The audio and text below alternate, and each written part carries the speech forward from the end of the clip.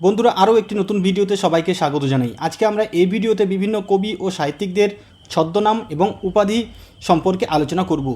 এগুলি তোমাদের অঙ্গনওয়াড়ি কর্মী ও সহায়িকা নিয়োগের জন্য কিন্তু খুবই গুরুত্বপূর্ণ। এই বিষয় থেকে অবশ্যই দু একটি প্রশ্ন থাকে, তাই তোমরা বিভিন্ন কবি ও সাহিত্যিকদের যে ছদ্মনাম এবং উপাধি এগুলি এক দুবার দেখলেই কিন্তু মনে রাখা সম্ভব। তাই অবশ্যই তোমরা শুরু থেকে শেষ পর্যন্ত মনোযোগ সহকারে দেখো। তোমরা অনেকেই কমেন্ট করেছো যে রচনা সাজেশন দিতে। তো বন্ধুরা, আজকে আমরা একটি সাজেশন নিয়ে এখানে আলোচনা করব। দেখো, তোমরা যে সমস্ত রচনাগুলি পড়বে সেরকম 9টি রচনা তোমাদের সামনে দেখো তুলে ধরলাম। 1 নাম্বার দেখো অঙ্গনওয়াড়ি দিদির কর্তব্য, 2 নাম্বার আশা দিদির দায়িত্ব ও কর্তব্য, 3 নাম্বার গর্ভাবস্থায় ও প্রসব পরবর্তী সময়ে মা ও শিশুর যত্ন, 4 নাম্বার নারীর ক্ষমতায়ন, 5 নাম্বার একটি অঙ্গনওয়াড়ি কেন্দ্র কীভাবে চলে, 6 নাম্বার 0 থেকে 5 বছর বয়স পর্যন্ত শিশুকে কী কী টিকা দেওয়া হয়, 7 নাম্বার দেখো শিক্ষাই জাতির মেরুদণ্ড, 8 নাম্বার পণ প্রথা বা যৌতুক প্রথা ও তার কুফল, 9 নাম্বার বাল্যবিবাহের, বিশেষ করে কন্যার বাল্যবিবাহের কুফল সম্পর্কে লিখো। তো এই 9টি গুরুত্বপূর্ণ রচনা অবশ্যই কিন্তু তোমরা দেখে যাবে। এর পাশাপাশি তোমরা অবশ্যই পড়তে পারো একটি গাছ একটি প্রাণ, দৈনন্দিন জীবনে বিজ্ঞান, বাংলার উৎসব। এই সমস্ত বিষয় কিন্তু অবশ্যই তোমরা দেখে যাবে। বন্ধুরা, তোমরা যারা যারা এই 9টি রচনা নিতে ইচ্ছুক অবশ্যই কিন্তু যোগাযোগ করতে পারো। তো বন্ধুরা, অবশ্যই এগুলি তোমরা এই যে রচনাগুলি আলোচনা করলাম অর্থাৎ 9টি রচনা সম্পর্কে বললাম এবং এর পাশাপাশি দৈনন্দিন জীবনে বিজ্ঞান, একটি গাছ একটি প্রাণ, বাংলার উৎসব, এই সব কিন্তু অবশ্যই দেখে যাবে।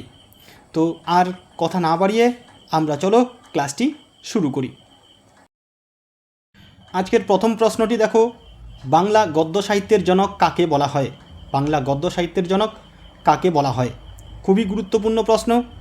উত্তরটি হবে ঈশ্বরচন্দ্র বিদ্যাসাগর। বাংলা গদ্য সাহিত্যের জনক বলা হয় ঈশ্বরচন্দ্র বিদ্যাসাগর। এবারের প্রশ্নটি দেখো, রূপসী বাংলার কবি কাকে বলা হয়? রূপসী বাংলার কবি কাকে বলা হয়? উত্তরটি হবে জীবনানন্দ দাশ। রূপসী বাংলার কবি বলা হয় জীবনানন্দ দাশকে। অবশ্যই কিন্তু তোমরা মনে রাখবে। এর পরের প্রশ্ন, পল্লী কবি কাকে বলা হয়? পল্লী কবি কাকে বলা হয়? উত্তরটি হবে জসিম উদ্দিন। কবি জসিম উদ্দিনকে পল্লী কবি বলা হয়। পরের প্রশ্নটি দেখো, ভারতের শেক্সপিয়ার কাকে বলা হয়? ভারতের শেক্সপিয়ার কাকে বলা হয়? উত্তরটি হবে কালিদাস। কালিদাসকে ভারতের শেক্সপিয়ার বলা হয়।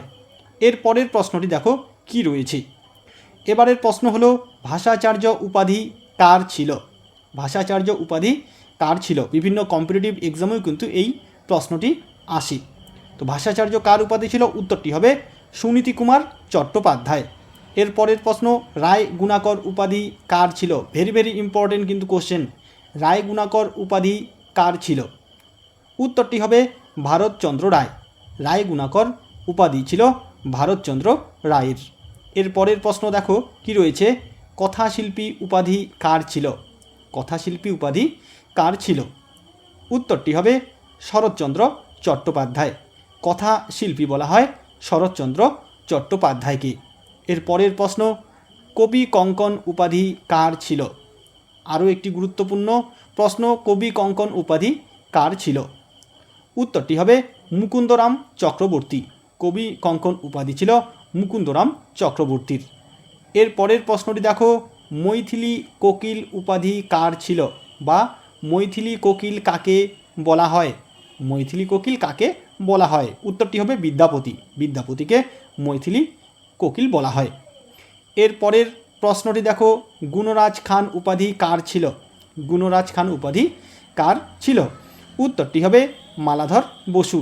মালাধর বসুর উপাধি ছিল গুণরাজ খান। এর পরের প্রশ্নটি দেখো কি রয়েছে, ছন্দের জাদুকর কাকে বলা হয়? Very very important question. ছন্দের জাদুকর কাকে বলা হয়? উত্তরটি হবে সত্যেন্দ্রনাথ দত্ত। সত্যেন্দ্রনাথ দত্তকে ছন্দের জাদুকর বলা হয়।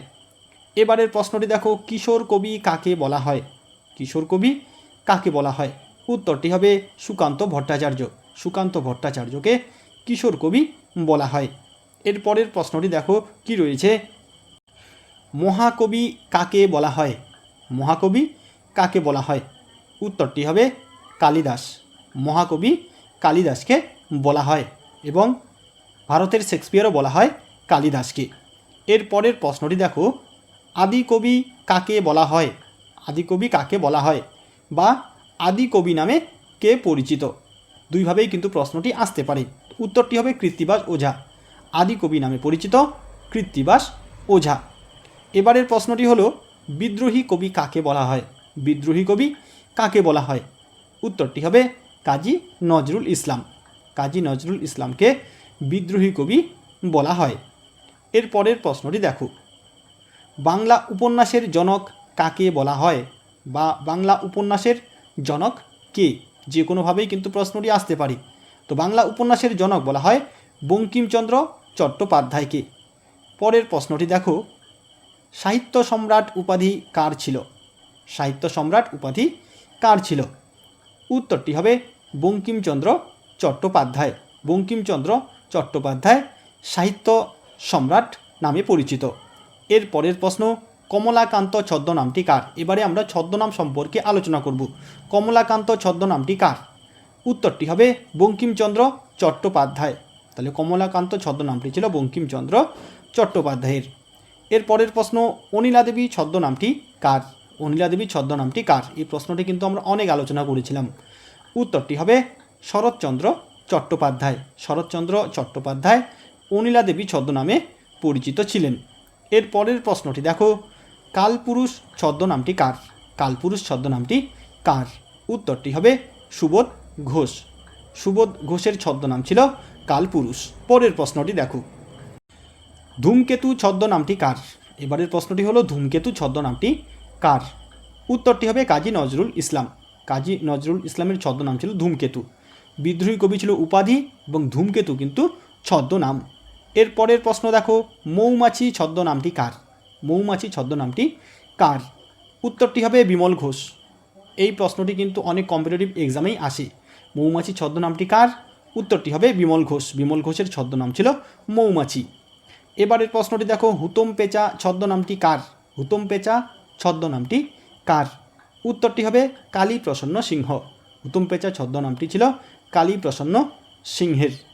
এর পরের প্রশ্নটি দেখো কি রয়েছে, নীল লোহিত ছদ্মনামটি কার? নীল লোহিত ছদ্মনামটি কার? উত্তরটি হবে সুনীল গঙ্গোপাধ্যায়। নীল লোহিত ছদ্মনামটি ছিল সুনীল গঙ্গোপাধ্যায়ের। পরের প্রশ্ন, কাকাবাবু ছদ্মনামটি কার? কাকাবাবু ছদ্মনামটি কার? উত্তরটি হবে প্রভাত কিরণ বসু। প্রভাত কিরণ বসুর ছদ্মনাম ছিল কাকাবাবু। পরের প্রশ্নটি দেখো কি রয়েছে, বেদুইন ছদ্মনামটি কার? বেদুইন ছদ্মনামটি কার? উত্তরটি হবে দেবেশ রায়। দেবেশ রায়ের ছদ্মনাম ছিল বেদুইন। পরের প্রশ্ন, এবারের প্রশ্নটি হলো, কালপেঁচা কার ছদ্মনাম বা কালপেঁচা ছদ্মনামটি কার? উত্তরটি হবে বিনয় ঘোষ। কালপেঁচা ছদ্মনামটি হলো বিনয় ঘোষের। বিমল ঘোষ মৌমাছি এবং বিনয় ঘোষ কালপেঁচা। পরের প্রশ্ন, টেকচাঁদ ঠাকুর ছদ্মনামটি কার? টেকচাঁদ ঠাকুর ছদ্মনামটি কার? উত্তরটি হবে প্যারীচাঁদ মিত্র। প্যারীচাঁদ মিত্রের ছদ্মনাম ছিল টেকচাঁদ ঠাকুর।